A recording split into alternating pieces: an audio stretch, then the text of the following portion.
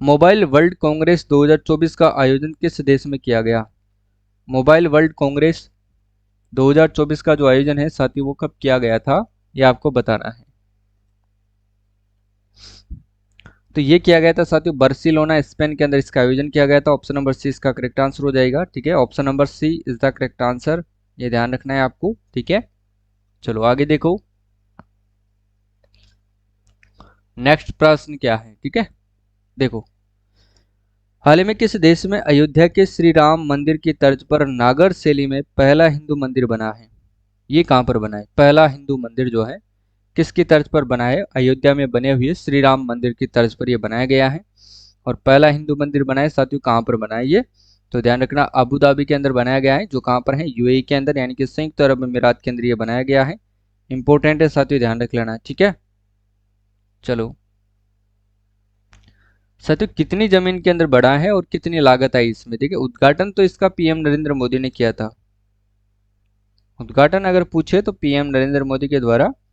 लागत की बात करते हैं तो साथियों इसमें जो लागत आई थी वो आई थी 700 करोड़।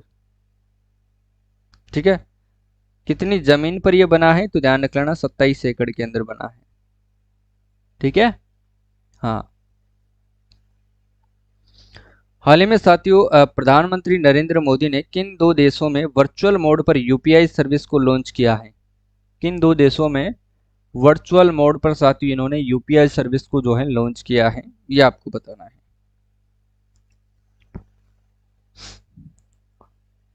बताओ देखिए कौन बताएगा सही आंसर? अमेरिका, श्रीलंका, मॉरिशस, बीवसी दोनों। तो एक तो श्रीलंका हो गया और एक मॉरिशस हो गया। ठीक है, डी वाला इसमें सही आंसर हो जाएगा, ध्यान रखिएगा आप लोग। ठीक है ना।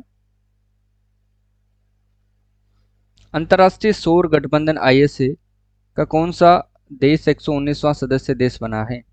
अंतर्राष्ट्रीय सौर गठबंधन आईएसए 119वां सदस्य देश बनाए तो वो कौन सा बनाए साथियों? माल्टा बना है। ठीक है ना, ए वाला इसमें सही हो जाएगा, ये आपको ध्यान रखना है। ठीक है,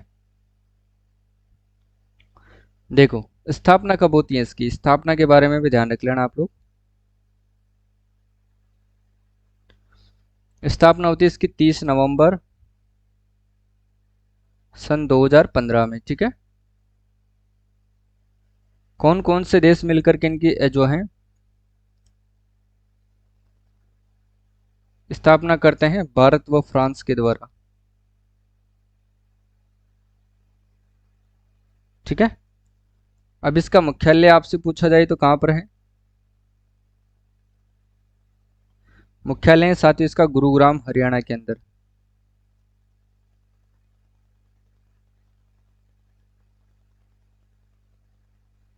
गुरुग्राम हरियाणा में इसका मुख्यालय है, ध्यान रखिएगा। 119वां देश बना था इसका माल्टा। क्लियर है, चलो आगे देखो नेक्स्ट क्या है। हाल ही में जारी संयुक्त राष्ट्र संघ की मानव विकास सूचकांक रिपोर्ट 2022 यानी कि एचडीआई 2022 में भारत का कौन सा स्थान है? भारत का इसमें साथियों कौन सा स्थान है? 134वां, 126वां, 133वां या फिर 135वां? तो ध्यान रखना एच डी आई यानी कि मानव विकास सूचकांक रिपोर्ट के अंदर भारत का साथियों 134वां स्थान है, ये आप लोगों को ध्यान रखना है। ठीक है, हैप्पीनेस इंडेक्स की बात हो रही है। कुल विश्व खुशहाली सूचकांक 2022 में जो है भारत का कौन सा स्थान है? ध्यान रख लेना साथियों, भारत का 126वां स्थान है। ठीक है, याद रखिएगा आप लोग, भारत का 126वां स्थान है साथियों, याद रखना है आपको। चलो आगे देखो, जारीकर्ता कौन है? जारीकर्ता है साथियों संयुक्त राष्ट्र सतत विकास समाधान नेटवर्क। संयुक्त राष्ट्र सतत विकास समाधान नेटवर्क जो है इसको जारी करता है, ये ध्यान रखना है। ठीक है, भारत देश ने किस देश को हरा करके सेफ अंडर 19 फुटबॉल चैंपियनशिप 2024 का इन्होंने खिताब जीता है? बताओ देखें। तो इन्होंने बांग्लादेश को हराया था और ये खिताब अपने नाम किया था। ठीक है, नेक्स्ट है आईसीसी पुरुष अंडर 19 क्रिकेट विश्व कप 2024 में विजेता टीम कौन सी रही है? इसमें जो विजेता टीम रही थी साथियों वो कौन सी रही थी? विजेता टीम थी साथियों इसमें ऑस्ट्रेलिया विजेता टीम थी। ठीक है, सी वाला इसमें करेक्ट आंसर हो जाएगा, ये विजेता टीम रही है साथियों, याद रखिएगा। ठीक है, उप विजेता टीम की बात करें तो उप विजेता टीम था साथियों भारत। उप विजेता उपविजेता, ठीक है ना, उपविजेता टीम रही थी। ये आपको थोड़ा ध्यान रखना है। और इसका आयोजन दक्षिण अफ्रीका में होता है साथियों। फाइनल मैच खेला गया था 11 फरवरी 2024 को। क्लियर है? ये सारी चीजें आपको टेस्ट में व्याख्या सहित मिल जाएगी। देखो भाई, खेलो इंडिया यूथ गेम्स के छठे संस्करण में किस राज्य ने प्रथम स्थान हासिल किया है? तमिलनाडु, हरियाणा, राजस्थान, महाराष्ट्र। तो ध्यान रखना, महाराष्ट्र ने इसमें साथियों प्रथम स्थान प्राप्त किया है। और कितने गोल्ड मेडल के साथ इन्होंने प्रथम स्थान प्राप्त किया है? 57 गोल्ड मेडल इन्होंने अपने नाम किया था। ये आपको ध्यान रखना है। वहीं साथियों में सिल्वर मेडल की बात करता हूँ तो 48 इन्होंने साथियों सिल्वर मेडल जीते हैं। ये ध्यान रखना है। और ब्रॉन्ज मेडल की बात करूँ तो साथियों इन्होंने 53 जो है साथियों ब्रॉन्ज जीते हैं। ये क्लियर है, आपको ध्यान रखना है, ठीक है। प्रश्न एग्जाम में किसी भी प्रकार से पूछा जा सकता है, इसलिए ध्यान रखना है, ठीक है। इंपॉर्टेंट भी है और ध्यान भी आपको रखना पड़ेगा, ठीक है।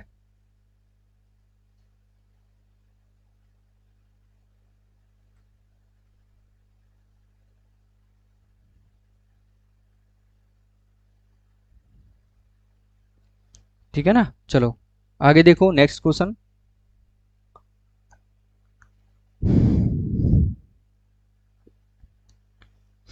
66वें ग्रैमी अवार्ड 2024 में कितने भारतीय संगीतकारों को पुरस्कृत किया गया है? 5, 6, 7, 8।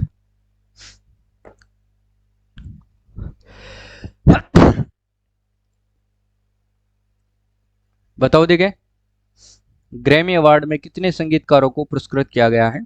5 संगीतकारों को किया गया है। यह आपको क्लियर करना है, ठीक है। देखो वो 5 कौन कौन से हैं, ये आपको देखना है।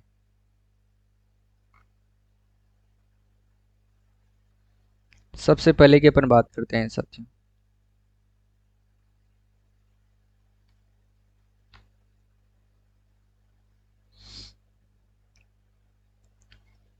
पहले हैं जाकिर हुसैन,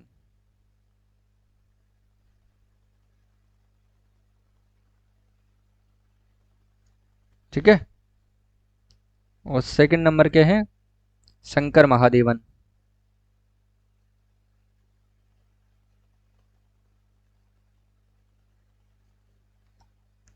और साथियों थर्ड नंबर के हैं राकेश चौरसिया।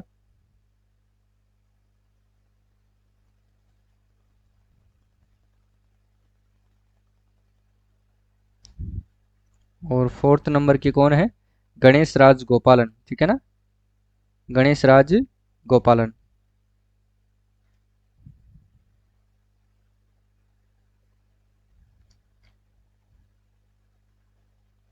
गणेश राज गोपालन, ये ध्यान रखना है। और लास्ट वाले हैं गणेश राज गोपालन के बाद आपको ध्यान रखना है सल्वे गणेश विनायक राम।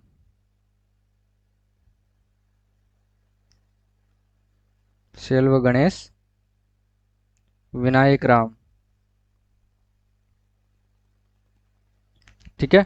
ये पांचों आपको याद रखना है। अगला क्वेश्चन देखो, हाल ही में जारी आईसीसी की ताजा टेस्टिंग रैंकिंग में शीर्ष पर पहुंचने वाले पहले भारतीय तेज गेंदबाज कौन बने हैं? पहले भारतीय तेज गेंदबाज कौन बने हैं? तो ये ध्यान रखना है आपको, वो बने हैं साथियों जसप्रीत बुमराह, ठीक है। कौन बने हैं साथियों? जसप्रीत बुमराह बने हैं, ठीक है। चलो आगे देखो, बेस्ट एक्टर के लिए दादा साहब फाल्के इंटरनेशनल अवार्ड्स 2024 में किसे सम्मानित किया गया है? दादा साहब फाल्के अवार्ड की बात हो रही है तो ये शाहरुख खान को दिया गया है, ध्यान रख लेना आप लोग। नेक्स्ट देखो, 8 फरवरी 2024 को लक्ष्मी नारायण अंतर्राष्ट्रीय पुरस्कार 2024 से किस संगीतकार को प्रदान किया गया है? तो ये साथियों ध्यान रख लेना है, किस संगीतकार को प्रदान किया गया है? ये प्यारेलाल शर्मा को प्रदान किया गया है। सी वाला इसमें सही होगा, याद रखना है आपको, ठीक है। चलो नेक्स्ट देखो, हाल ही में प्रधानमंत्री नरेंद्र मोदी द्वारा किन 3 दिवंगत विभूतियों को भारत रत्न 2024 से सम्मानित करने की घोषणा की गई है? तो ध्यान रखना साथियों वो कौन है? एक तो चौधरी चरण सिंह है जो पूर्व प्रधानमंत्री हैं, और पीवी नरसिम्हा राव है जो पूर्व प्रधानमंत्री हैं, और डॉक्टर एम एस स्वामीनाथन है जो हरित क्रांति के जनक हैं, ठीक है। और इसका सही आंसर हो जाएगा उपरोक्त तीनों को दिया गया है। ठीक है ना। नेक्स्ट देखो, और ये राजस्थान करंट अफेयर, ये सॉरी इंडिया और वर्ल्ड करंट अफेयर्स है, जिन्होंने नहीं लिया है वो ले लेना। ठीक है, टेस्ट वगैरह सारी आपको सारी चीज़ें यहाँ पर अवेलेबल हो जाएगी। हाल ही में साथियों कौन सा देश ब्रह्मोस मिसाइल सिस्टम को खरीदने वाला पहला विदेशी ग्राहक देश बना है? तो वो ध्यान रखना साथियों, फिलीपींस बना है। ऑप्शन नंबर 20 का करेक्ट आंसर हो जाएगा।